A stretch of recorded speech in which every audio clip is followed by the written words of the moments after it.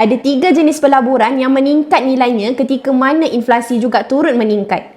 Bila kerajaan umumkan peningkatan gaji tahunan, ada sesetengah golongan yang berasa sangat-sangat happy. Tapi tahu tak tuan-puan, walaupun gaji kita meningkat, kuasa beli kita tak meningkat pun. Inilah sebenarnya kesan daripada peningkatan kadar inflasi. Apabila kadar inflasi naik, mata wang sesuatu negara itu pun akan jatuh. Bayangkan kalau kadar inflasi naik lebih tinggi. Lebih ketaralah kita nampak kejatuhan daripada mata wang sesuatu negara tersebut kan. Contoh yang paling ketara adalah zaman Zimbabwe yang diserai hyperinflasi sekitar tahun 2000-an.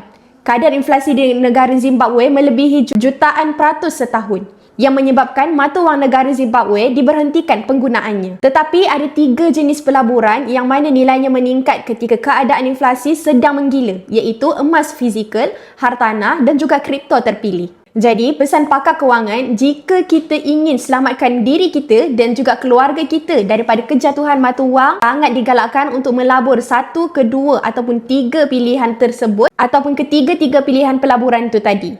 Dekat Public Gold, tuan-puan boleh beli dan juga jual emas fizikal ni dengan cara yang sangat mudah dan juga patuh syariah. Jika tuan-puan berminat untuk alihkan sebahagian simpanan untuk jangka masa yang panjang, 2 tahun dan ke atas, boleh simpan dalam bentuk emas. Boleh rujuk saja pin video dekat profil Fad atau terus saja klik link di bio. Nanti Fad akan bantu tuan-puan dengan sebaiknya. Teruskan follow Fad untuk dapatkan lebih banyak ilmu simpanan emas dan juga kewangan. Semoga bermanfaat.